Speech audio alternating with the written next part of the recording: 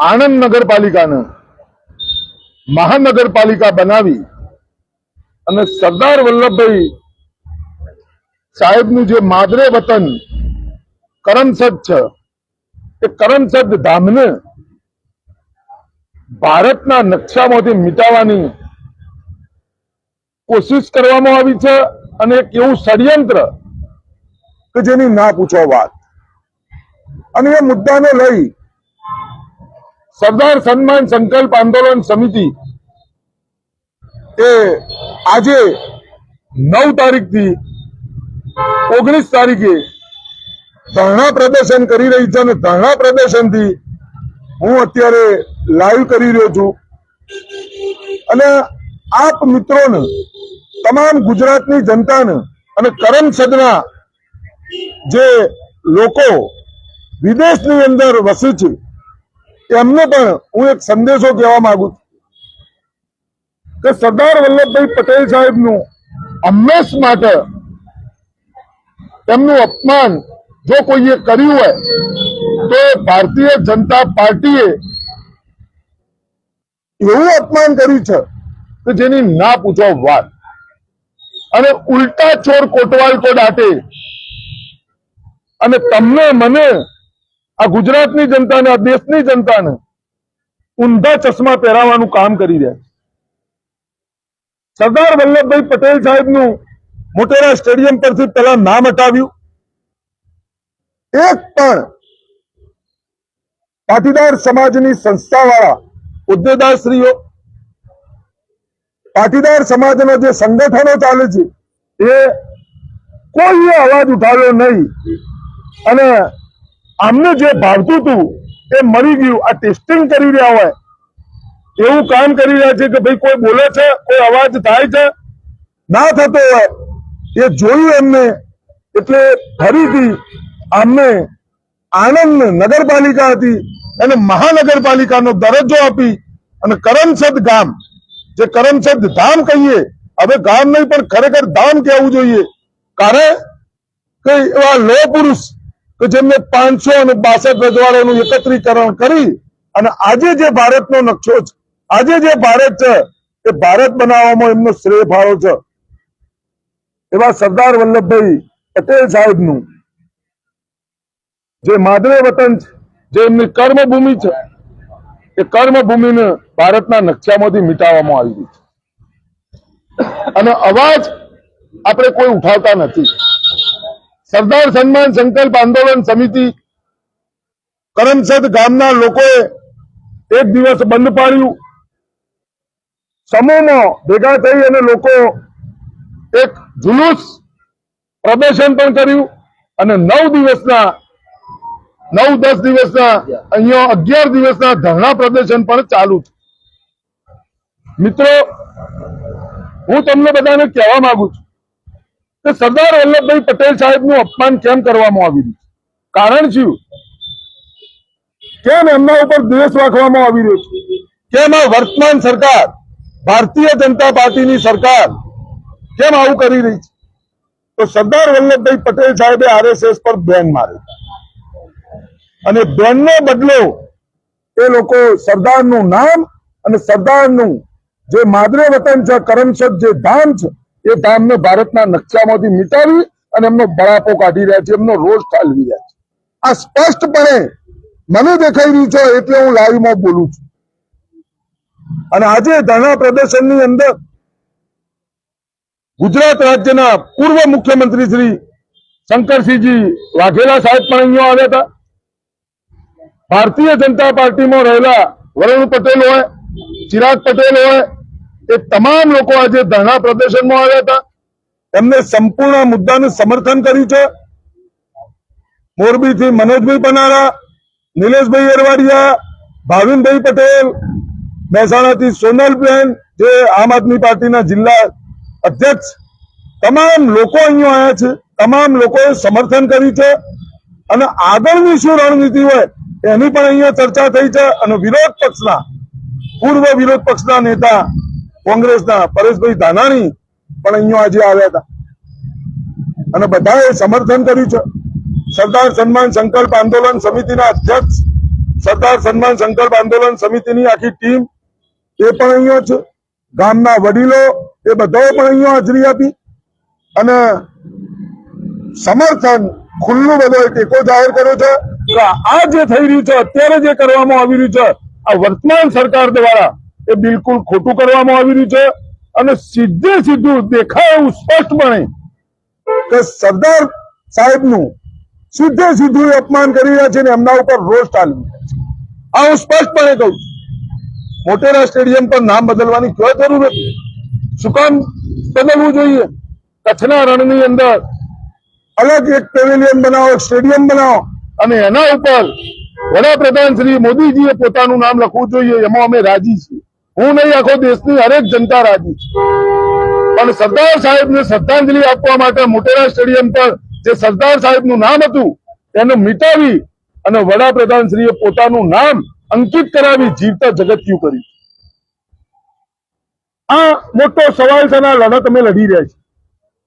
પણ સમયની વાતો છે અને પાટીદાર સમાજની જેટલી પણ સંસ્થાઓ છે અને એના હોદ્દેદારશ્રીઓ છે એમને બે હાથ જોડી નમ્ર વિનંતી અરજ સાથે કહેવા માંગુ છું કે જો તમે આજે ના બોલ્યા તો આવનારું તમારું ભવિષ્ય, આવનારી તમારી પેઢી તમને એક દિવસ સવાલ કરશે કે આવું ઘોર અપમાન થઈ રહ્યું છતાં પણ તમે કેમ ના બોલ્યા, તો તમારી પાસે એ વખતે જવાબ નહીં હોય. સરદારના નામે જે સંગઠનો ચલાવી રહ્યા છે એના હોદ્દેદારશ્રીઓને પણ બે હાથ જોડી વિનંતી કરીને કહેવા માંગુ છું, તમે ક્યાં સુધી વાહવાહી કરશો?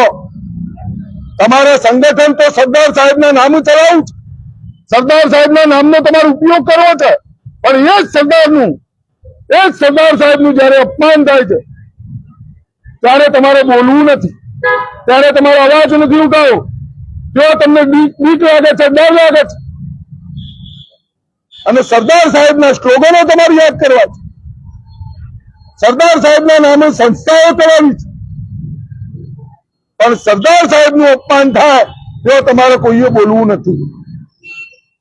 અને જે 11 વાર જય સરદારના નારા બોલતા હતા એ લોકોનું પણ હું બે હાથ જોડી વિનંતી સાથે કહેવા માંગુ છું કે એકવાર તમે જય સરદાર બોલવા માટે અહીંયા આવો, સરદારને સન્માન અપાવવા માટે આવો.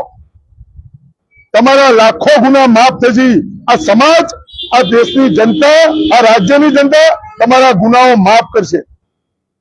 જો સરદારને સન્માન અપાવવા માટે તમે આજે ન બોલ્યા, તમે 11 વાર તો હસુ જય સરદાર બોલતા હતા, પણ આજે તમને સાપ કેમ સૂંઘી ગયો? કોનાથી તમે ડરો છો? આ મોટો સવાલ છે.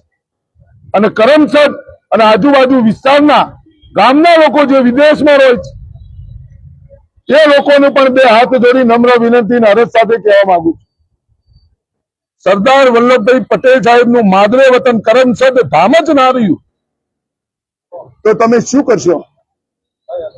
આ મોટો સવાલ છે. તમારા આત્માને પૂછજો એકવાર કે શું અત્યારે જે થઈ રહ્યું છે, જે કરવામાં આવી રહ્યું છે, જે ષડયંત્રો કરવામાં આવી રહ્યું છે એ શું સાચા છે ખરેખર?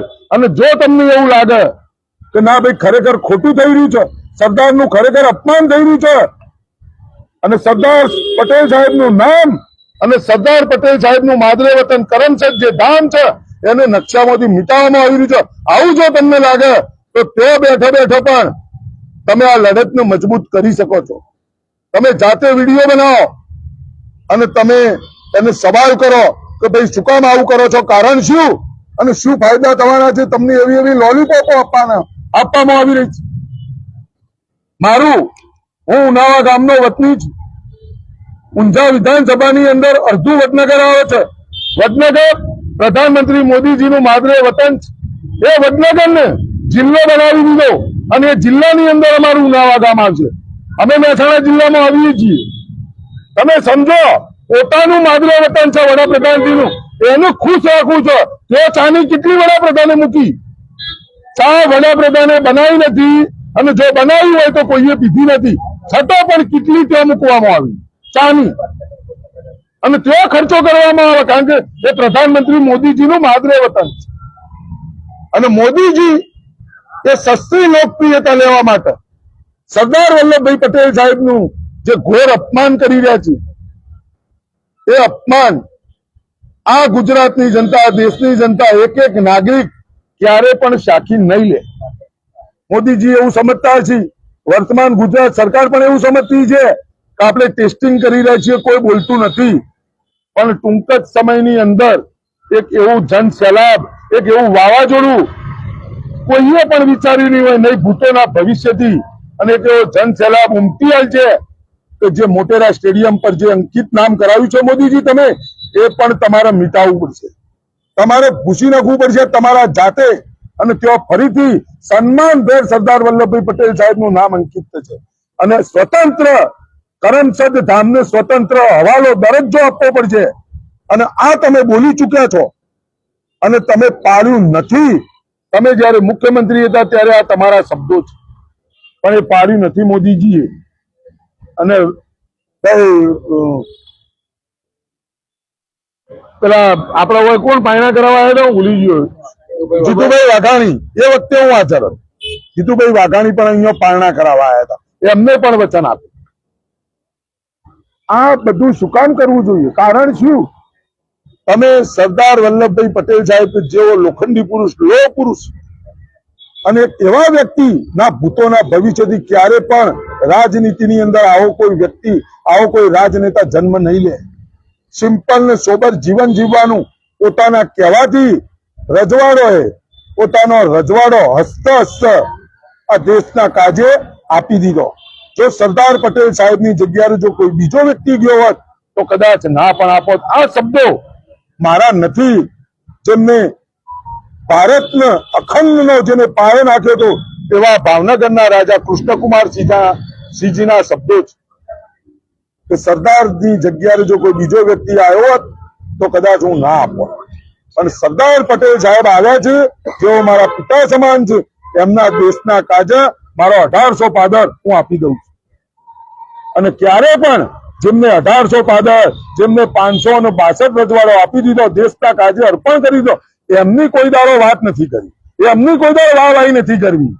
જેમને ભારત બનાવી દીધું એ સરદારનું અપમાન કરવું છે.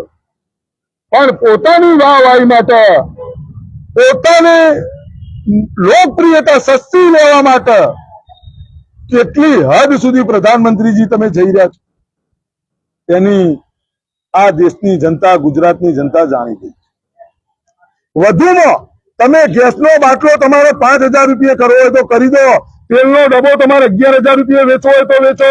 તમારે મોંઘવારીએ માજા મૂકી છે, હજી મોંઘવારી વધારો, એનાથી કોઈ અમને તકલીફ નથી. બેરોજગારીનો દર વધારો, એ તો દેશની જનતા લડશે. બાકી સરદારનું જો તમે અપમાન કર્યું છે, જો એક પણ બાબત સાખી લેવામાં નહીં આવે.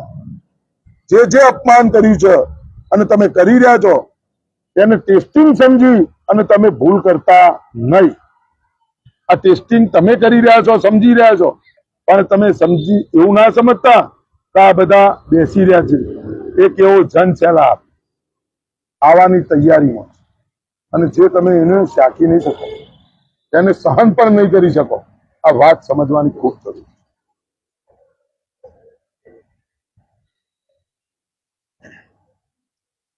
મિત્રો, ખૂબ આપણે બધાએ સમજવું પડશે. સરદાર સૌના હતા, સરદારના સન્માન માટે આપણે લડવાનું છે, સરદારને સન્માન અપાવવાનું છે. અંગ્રેજોની ગુલામીની જંજીરોમાંથી જે સરદાર વલ્લભભાઈ પટેલ સાહેબે આપણને મુક્ત કરાવ્યા, આપણા વડવાઓને આપણને આ બધાનું મુક્ત કરાવ્યા, લડ્યા નિસ્વાર્થ ભાવે, 1 રૂપિયાની પણ લાલચ. અને સરદાર પટેલ સાહેબનું જયારે મૃત્યુ થયું, આ બધી કહાનીઓ તમે બધા જાણો છો, પણ સરદારને એવી રીતે અંકિત કરી દેવા છે. સરદારની વિચારધારા ખતમ કરવી છે, આ લોકોની મનસા, અને એક એવી વિચારધારા પ્રસ્થાપિત કરવી આ દેશની અંદર કે માફીની વિચારધારા પ્રસ્થાપિત કરવી આ દેશની અંદર. પણ એ તમે મનસુબામાં કોઈ દાળ કામયાબ નહીં થો, અને થવા પણ નહીં દઈએ. વિચારધારાને તમે મારવાની કોશિશ કરી સરદારની, તો ત્યાં હરેક વ્યક્તિ હું છું સરદાર, મારી લડતનો હું છું સરદાર એ બોલીએ નારાની સાથે હરેક વ્યક્તિ બહાર નીકળશે.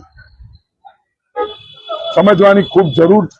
અને હજી વર્તમાન સરકાર, ભાજપ સરકાર શાનમાં સમજી જાય એમાં ભલે જ પાટીદાર સમાજના નેતા છે અને એ પણ ઓછામાં પૂરું ગુજરાતના મુખ્યમંત્રીના હોદ્દા પર બેઠા હોય અને એ ભૂપેન્દ્રભાઈ પટેલની હાજરીમાં મુખ્યમંત્રીના હોદ્દા પર બેઠા છે અને અહીંયા કરમસદ ગામ જે સરદાર વલ્લભભાઈ પટેલ સાહેબનું માદરે વતન કરમસદ ગામ જો આ નકશામાંથી મિટાવવામાં આવી રહ્યું છે છતાં પણ જો ભૂપેન્દ્રભાઈ પટેલ બોલી નથી શકતા તો ભૂપેન્દ્રભાઈ પટેલ તમારા મુખ્યમંત્રીના હોદ્દા પર બેસવું જ નકામું છે અને તમારે તો વિજયભાઈ રૂપાણી પાસેથી ખૂબ શીખવાની જરૂર છે ગુજરાતના મુખ્યમંત્રીના હોદ્દા પર વિજયભાઈ રૂપાણી બેઠા હતા ત્યારે વિજયભાઈ રૂપાણી એમના જ જ્ઞાતિના એક વ્યક્તિનું એક્ટિવા ડિટેન કરવામાં આવે છે અને વિજયભાઈ રૂપાણી એક્ટિવા જેવી વસ્તુ માટે ફોન કરે છે જય જીનેન્દ્ર કરી અને એક્ટિવા છોડાવી દો છે કૃષ્ણ ભગવાન યાદવ કુળમાં જન્મ્યા હતા કૃષ્ણ ભગવાન જગતનો નાથ માનવના ભગવાન છે પણ જયારે કૃષ્ણ ભગવાનનું અપમાન થાય છે ત્યારે આહિર સમાજ યાદવ સમાજ મોખરે હોય છે અવલ હોય છે અને એ લડવામાં કે ભાઈ તમે અપમાન કરવા વાળા કોણ તો પાટીદાર સમાજે ખાસ સમજવાની જરૂર છે કે સરદાર સૌના હતા પણ પાટીદાર સમાજના લોકોએ જો સરદારનું અપમાન થયું તમે ના બોલ્યા તમારી ખામોશી એ અમને ફાવટ ચડી સરદારનું નામ પૂછાણું ના બોલ્યા મોટેરા સ્ટેડિયમ ઉપરથી નામ હટી ગયું અમદાવાદ આંતરરાષ્ટ્રીય હવાઈ મથક પર નામ બોલાતું હતું સરદાર વલ્લભભાઈ પટેલ સાહેબનું નામ હતું અને સરદાર વલ્લભભાઈ પટેલ સાહેબનું નામ ના લખાય એના માટે પણ અત્યારના વડાપ્રધાન જે વર્તમાન વડાપ્રધાન ચાલુ છે એ નરેન્દ્રભાઈ મોદીએ પણ વિરોધ કર્યો હતો પણ એમની તૂટી ચાલી નહીં અને વડાપ્રધાને 50 વર્ષના કરાર ઉપર અદાણીજીને એરપોર્ટ આપી દીધો અને અત્યારે પણ અદાણી એરપોર્ટ पे આપતા હાર્દિક સ્વાગત છે આ કેવડું મોટું અપમાન છે અદાણીજીને શું ભાવ છે એરપોર્ટની અંદર પણ એક પણ પટેલ બોલ્યો નહીં અને આ જ કામ મહારાષ્ટ્રની અંદર મુંબઈની અંદર શિવાજી આંતરરાષ્ટ્રીય હવાઈ મથકનું નામ ફેરવી અને અદાણીનું લખવાયું હતું બીજા દર મરાઠાઓએ પાટીઓ તોડી નાખ્યો એ એમની તાકાત અને આ બધું શીખવાની જરૂર છે આપણે બધાએ કે જે ખોટું છે એ ખોટું છે તમે નવું બનાવો અને એના ઉપર તમે નામ લખો અમને કોઈ તકલીફ નથી અને વડાપ્રધાનજીને હું તો હંમેશ માટે બોલતો આવું છું કે તાજમહેલનું નામ મોદીજીમાં તાકાત હોય તો તાજમહેલનું નામ પૂછી અને જશોદાબેનનો ઝરૂકો લખાવો જો તાકાત હોય તો કુતુબ મિનારનું નામ પૂછી અને દામોદર મિનાર લખાવો અમે રાજી છીએ અમે તમારી સાથે છીએ પણ તેઓ કશું નહીં કરી શકે કારણ મોદીજી જાણે છે કે પટેલો ટેસ્ટિંગ કરીને કોઈ બોલતું નથી સ્ટેચ્યુ ઓફ યુનિટી બનાવી દીધી અને લોકો વાતો કરો છો તમે 3100 કરોડ રૂપિયા સરદાર ચાઇના બન્યા અને ચાઇનાથી સરદારને લાવવામાં આવ્યા દેશની જનતાના ટેક્સના પૈસાનો બગાડ કર્યો 3100 કરોડ રૂપિયાની રિકવરી ક્યારે થશે અને 3100 કરોડ રૂપિયાનું સ્ટેચ્યુ ઓફ યુનિટી બનાવ્યું એને જોવાના એ સરદારને જોવાના પૈસા હોય અને એ સરદાર લોખંડી પુરુષ હતા લોખંડની અંદર કોઈ દિવસ પોલ ના હોય અને સરદારને છાતીના ભાગે જોવાનો હું તો નથી ગયો હું કદી જવાનો પણ નથી આ ખોડિયામાં જ્યાં સુધી જીવ છે ત્યાં સુધી સ્ટેચ્યુ ઓફ યુનિટી નથી જવાનો કારણ એ સરદાર ચાઇનાથી બનીને આવ્યા છે અને એ સરદાર પૈસાથી જોવાના સરદાર સમજવાની વાત આ છે અને સરદારની છાતીના ભાગમાં જો શૌચાલયો બનાવવામાં આવ્યા છે આ સરદારનું અપમાન છે સરદાર લોખંડી પુરુષ હતા લોખંડની અંદર કોઈ દિવસ પોલ ના હોય પણ એનું કારણ આ પાટીદાર સમાજ એક શબ્દ બોલવા માટે તૈયાર નથી સંસ્થાઓના હોદ્દેદારશ્રીઓનું 31 ઓક્ટોબર આવે એ આમંત્રણ પત્રિકાની અંદર પણ એવા વ્યક્તિનું નામ લખ્યું છે કે જેમને સરદારને અને વ્યક્તિને કોઈ દિવસ તાલમેલ નથી એવા વ્યક્તિને પણ દેશનો મોટો એવો ક્રાંતિકારી બતાવી દેવામાં આવે છે અને વાહવાહી લૂંટવામાં હું કેટલી વાહવાહી કરું કેટલી હદ સુધી કરું તો મોદીજીનો વાલો લાગુ આવી વાહવાહીઓ તમે જે માતૃભૂમિ છે માતૃભૂમિ એ મા સમાન છે માને વેકી અને મોજ કરવી એ આપણું કામ નથી. સમજવાની ખૂબ જરૂર છે. જો કરમસદ ધામને જો આપણે બચાવી નહીં શકતા તો ધિક્કાર છે આપણના જીવનનું. શેના માટે આપણે લડવું? શું કામ લડવું? જે સાચું છે એના માટે આપણે લડવું, જે આપણો હક છે એના માટે આપણે લડવું છે. આપણે સરદારને સન્માન અપાવવા માટે લડવું છે કે ભાઈ તમે આ જે કરી રહ્યા છો એ ખોટું કરી રહ્યા છો. એકવાર દરેકે બોલવું જોઈએ. જો આજે ના બોલ્યા તો આવનારું ભવિષ્ય, આવનારી પેઢી તમને સવાલ કરશે અને એવો સવાલ કરશે એનો જવાબ કોઈની પાસે નહીં હોય. એમાં તમારી પાસે નહીં હોય, કોઈ પાસે નહીં હોય. આ ચૂકવું ને કે બોલું તો છું. અને 11 વાર જય સરદાર બોલવા વાળા, સરદારના નામે સંગઠનો ચલાવવા વાળા, સરદારના નામે સ્કૂલો ચલાવવા વાળા, કોલેજો ચલાવવા વાળા, સરદારના નામે સંસ્થાઓ ચલાવવા વાળા આ તમામ હોદ્દેદારશ્રીઓને ફરીથી વિનંતી સાથે કહું છું કે સરદારનું નામનો જો તમે ઉપયોગ કરો છો તો સરદારના સન્માન માટે પણ ખુલ્લી આમ બોલો, આવી અને બોલો. ધરણાનો 11 દિવસના કરમસદ ધામની અંદર ધરણા ચાલી રહ્યા છે અને એની અંદર આવી અને તમે સમર્થન કરો. ના આવી શકો તો વિડીયો બનાવીને પણ મૂકો કે હા ભાઈ અમારા ધરણા પ્રદર્શન આ મુદ્દાને અમે સમર્થન કરીએ, અમે કશું નહીં માંગતા, જે કરવું એ કરો. બીજું બસ આ જ સરદારનું નામ અને સરદાર પટેલ સાહેબનું માદરે વતન જે કરમસદ ધામ છે એને ભારતના નકશામાંથી મિટાવી અને જે એમની ખોટી મંશા છે, જે ષડયંત્રો કરી રહ્યા છે એને બચાવવું પડશે. બસ આ અમારી લડાઈ છે. સરદાર સન્માન સંકલ્પ આંદોલન સમિતિના અધ્યક્ષ અને એમની ટીમ અમારી આ હંમેશ માટે લડતી રહે છે. આ ગામના લોકો, યુવાનો, તમામ લોકો આજે અહીંયા આવ્યા છે, એમને સમર્થન કર્યું. તો આપણે બધા પણ ઘરે બેઠા બેઠા સરદારના સન્માન માટે એકવાર જરૂર આ મુદ્દાને સમર્થન કરીએ અને જે આવી શકે છે એ લોકોએ જરૂર ધરણા પ્રદર્શનમાં આવી અને અહીંયા સમર્થન કરવું જોઈએ. મારી વાત તમને યોગ્ય લાગે તો તમારે એકવાર બોલવું પડશે. તમામ મિત્રોને जय जय सरदार, सरदार का कर्ज चुकाना है, सन्मान वापस दिलाना है. મારી લડતનો હું છું સરદાર. અને સરદાર એક એવી વિચારધારા છે એને ગમે એટલી ખતમ કરવાની વાત કરશી પણ એ વિચારધારા ક્યારે ખતમ નહીં. અને એમના જે પણ મનસુબા હોય પ્રધાનમંત્રીજીના કોઈના પણ એમની સરકારના, તો એ મનસુબા એમના ક્યારે પણ કામયાબ નહીં થવા. તમામને જય સરદાર.